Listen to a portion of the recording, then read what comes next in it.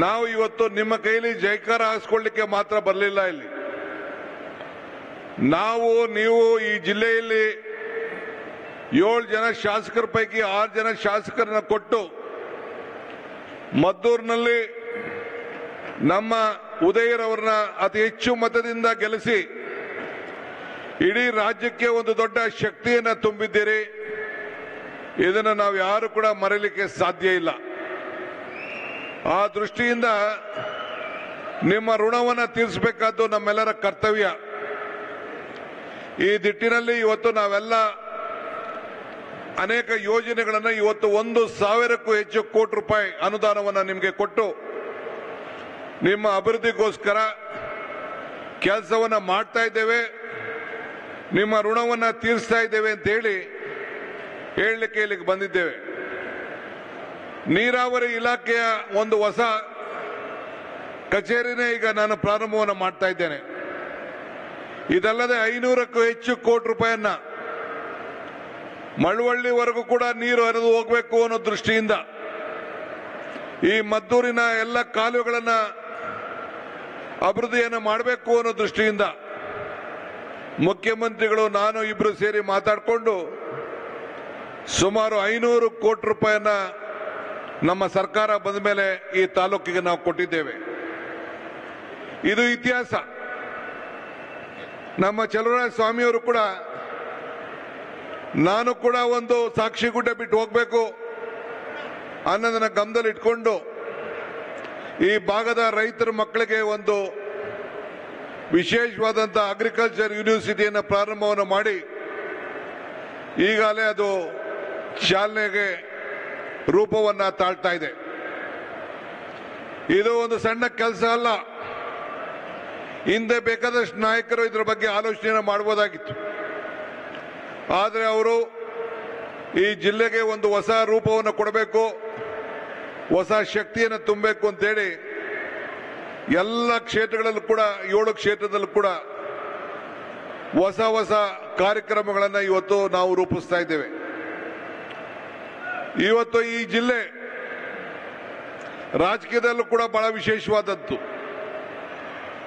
ಯಾವಾಗ ಕಾಂಗ್ರೆಸ್ ಪಕ್ಷದಲ್ಲಿ ಅತಿ ಹೆಚ್ಚು ಶಾಸಕರು ಈ ಜಿಲ್ಲೆಯಿಂದ ಕೊಡ್ತಾರೆ, ದೇವರಾಜ ಅರಸರ ಕಾಲದಲ್ಲಿ ಬಿಟ್ಟು ಎಲ್ಲ ಸಂದರ್ಭದಲ್ಲೂ ಕೂಡ ಕಾಂಗ್ರೆಸ್ ಸರ್ಕಾರ ರಚನೆ ಆಗಿದ್ದು ಕೂಡ ನಾವು ಯಾರು ಕೂಡ ನಿಮ್ಮನ್ನ ಮರೆಯಲಿಕ್ಕೆ ಸಾಧ್ಯ ಇಲ್ಲ. ಇಲ್ಲಿ ಬರಕ್ಕಿಂತ ಮುಂಚಿತವಾಗಿ ನಾನು, ನಮ್ಮ ಮುಖ್ಯಮಂತ್ರಿಗಳು ಮತ್ತು ಎಲ್ಲ ಮಂತ್ರಿಗಳು ಮದ್ದೂರು ವಡೆ ತಿನ್ಬಿಟ್ಟೆ ಒಳಗಡೆ ಹೋಗ್ಬೇಕು ಅಂತೇಳಿ ಮದ್ದೂರು ವಡೆನೂ ತಿನ್ಕೊಂಡು ಈ ಕಾರ್ಯಕ್ರಮಕ್ಕೆ ನಾವು ಇಲ್ಲಿಗೆ ಬಂದಿದ್ದೇವೆ. ಇವತ್ತು ಕೊಟ್ಟ ಮಾತನ್ನ ಇವತ್ತು ನಾವೆಲ್ಲ ಉಳಿಸ್ಕೊಂಡಿದ್ದೇವೆ. ಇಷ್ಟು ದೊಡ್ಡ ಸಂಖ್ಯೆಯಲ್ಲಿ ತಾಯಂದಿರೆಲ್ಲ ಬಂದಿದ್ದೀರಿ.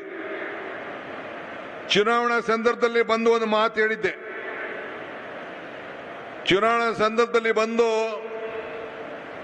5 ಗ್ಯಾರಂಟಿಗಳನ್ನ ಕೊಡೋಕ್ಕಿಂತ ಮುಂಚಿತವಾಗಿ, ಘೋಷಣೆ ಮಾಡೋಕ್ಕಿಂತ ಮುಂಚಿತವಾಗಿ ಏನ್ ಹೇಳಿದ್ದೆ ಅಂದ್ರೆ, ಕಮಲ ಕೆರೆಯಲ್ಲಿದ್ದರೆ ಚಂದ,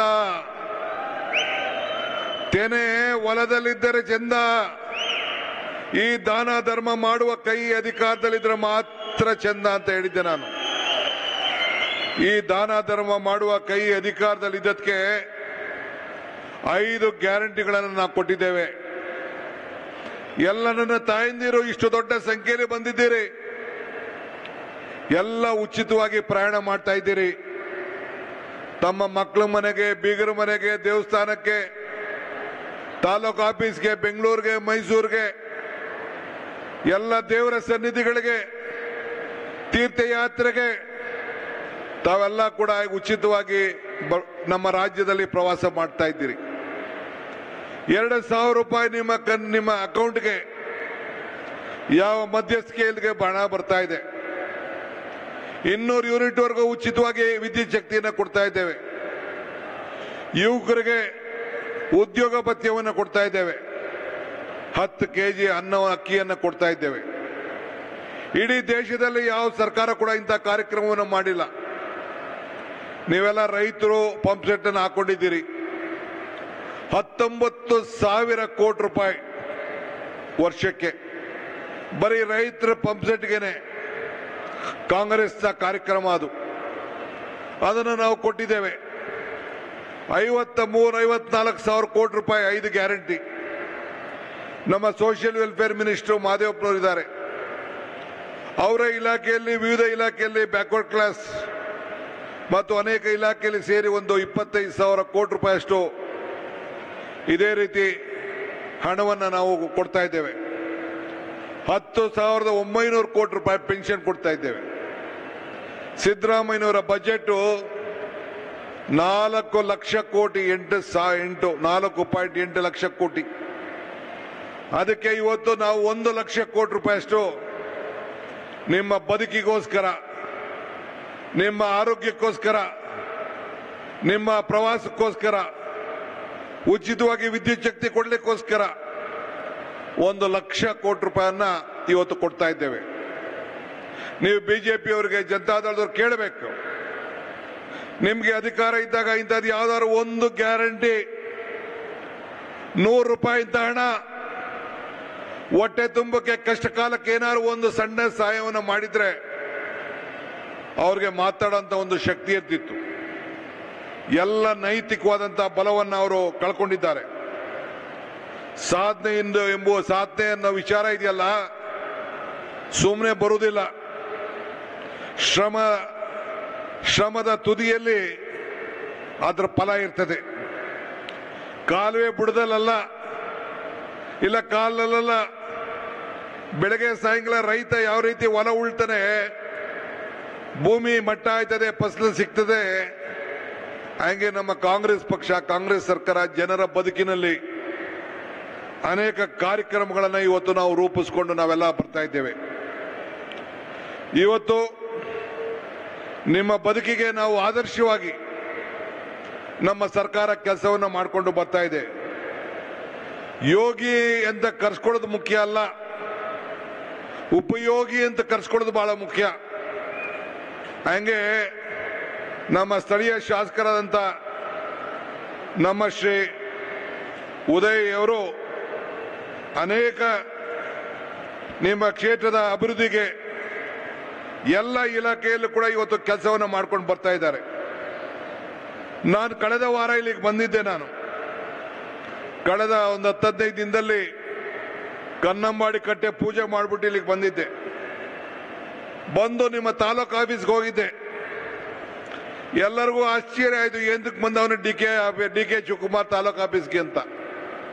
ಇಲ್ಲೇನಾರು ಆಸ್ತಿ ಖರೀದಿ ಮಾಡ್ಲಿಕ್ಕೆ ಬಂದಿದ್ದಾನ ಅಂತೇಳಿ ಆಶ್ಚರ್ಯ ಆಯ್ತು. ಎಲ್ಲರಿಗೆ ಕೇಳಿದ್ರು ನನಗೆ, ಏನಾರು ಆಸ್ತಿ ಖರೀದಿ ಮಾಡ್ತಾ ಇದೆಯಾ ಅಂತ.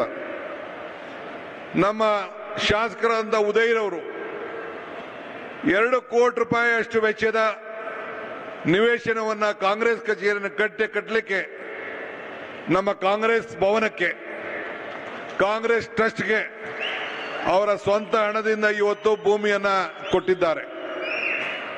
ಇವತ್ತು ಅದೇ ರೀತಿ ಇಡೀ ರಾಜ್ಯದಲ್ಲಿ 6 ಜನ ತಮ್ಮ ಸ್ವಂತ ಆಸ್ತಿಗಳನ್ನ ಕಾಂಗ್ರೆಸ್ ಕಚೇರಿಗೆ ಕೊಟ್ಟಿದ್ದಾರೆ. ಒಂದು ಅಂಶು ಅಂತ ನಮ್ಮ ಜಿಲ್ಲಾ ಕಾಂಗ್ರೆಸ್ ಅಧ್ಯಕ್ಷರು, ಅವರು ಚಿಕ್ಕಮಗಳೂರಿನವರು. ಒಂದು ಉದಯನವರು, 2 ಅಂಶ ಅವರು, 3ನೇದು ಶಿರಗುಪ್ಪ ಶಾಸಕರು ನಮ್ಮ ನಾಗರಾಜ್ ಅವರು, ನಮ್ಮ ಮಂತ್ರಿಗಳಾದ ಸಂತೋಷ್ ಲಾಡ್ರವರು, GS ಪಾಟೀಲ್ ರವರು ನಮ್ಮ ಗದಗ ಶಾಸಕರು, ಮತ್ತು ಶರಣ್ ಪ್ರಕಾಶ್ ಪಾಟೀಲ್ ರವರು ಅವರ ಸ್ವಂತ ಭೂಮಿನೇ ಕಾಂಗ್ರೆಸ್ ಕಚೇರಿಗೆ ಕೊಟ್ಟಿದ್ದಾರೆ. ಅದಕ್ಕೆ ನಾನು ಒಬ್ಬ ಕಾಂಗ್ರೆಸ್ ಪಕ್ಷದ ಅಧ್ಯಕ್ಷರಾಗಿ ನಮ್ಮ ಉದಯರವರಿಗೆ, ನಿಮ್ಮ ಶಾಸಕರಿಗೆ ಕಾಂಗ್ರೆಸ್ ಋಣವನ್ನು ತೀರಿಸಬೇಕು ಅಂತ ಏನು ಈ ಒಂದು ದೊಡ್ಡ ಹೃದಯ ಶ್ರೀಮಂತಿಕೆಯನ್ನು ತೋರಿಸಿದ್ದಾರೆ, ಅವರಿಗೆ ಒಂದು ಸಾಷ್ಟಾಂಗ ನಮಸ್ಕಾರಗಳನ್ನು ಅರ್ಪಿಸಲಿಕ್ಕೆ ನಾನು ಬಯಸ್ತಾ ಇದ್ದೇನೆ. ಅಭಿನಂದನೆ ಸಲ್ಲಿಸಲಿಕ್ಕೆ ನಾನು ಬಯಸ್ತಾ ಇದ್ದೇನೆ. ದೇವರು ನಮಗೆ ಕೊಟ್ಟಿರೋದು 2 ಆಯ್ಕೆ, ಒಂದು ಕೊಟ್ಟೋಗೋದು, ಒಂದು ಬಿಟ್ಟು ಹೋಗೋದು. ಹಂಗೆ ಇಂಥ ಒಂದು ಇತಿಹಾಸ ಪುಟಕ್ಕೆ ಈ ಮದ್ದೂರಿನಲ್ಲಿ ಕಾಂಗ್ರೆಸ್ ಟಿಕೆಟ್ ಅನ್ನ ಪಡ್ಕೊಂಡು ಶಾಸಕರಾದಕ್ಕೆ ಇಂಥ ಸೇವೆಯನ್ನು ಮಾಡಿದ್ದಾರೆ. ನಾನು ಟಿಕೆಟ್ ಕೊಡೋಕ್ಕಿಂತ ಮುಂಚಿತವಾಗೆ SM ಕೃಷ್ಣರವರಕ್ಕೆ ನಾನು, ನಮ್ಮ ಚಲುವರಾಯ ಸ್ವಾಮಿ ಅವರು, ಈ ಜಿಲ್ಲೆಯ ಮುಖಂಡರಿಗೆಲ್ಲ ಹೋಗಿ ಭೇಟಿ ಮಾಡಿದವು. ಉದಯನೂ ಬಂದಿದ್ದ, ಗುರುಚರಣೂ ಬಂದಿದ್ರು. ಅವ್ರು ಕೇಳಲ್ಲ ನನಗೆ, ನಾನು ಇಷ್ಟು ಜನಕ್ಕೆ ಬಿ ಫಾರ್ಮ್ ಕೊಟ್ಟಿದ್ದೇನೆ, ಇವತ್ತು ನನ್ನ ಮನೆಗೆ ಒಂದು ಬಿ ಫಾರ್ಮ್ ಕೇಳ್ತಾ ಇದ್ದೀನಿ ಅಂತ ಮಾತನ್ನ ಕೇಳಿದ್ರು ಅವರು.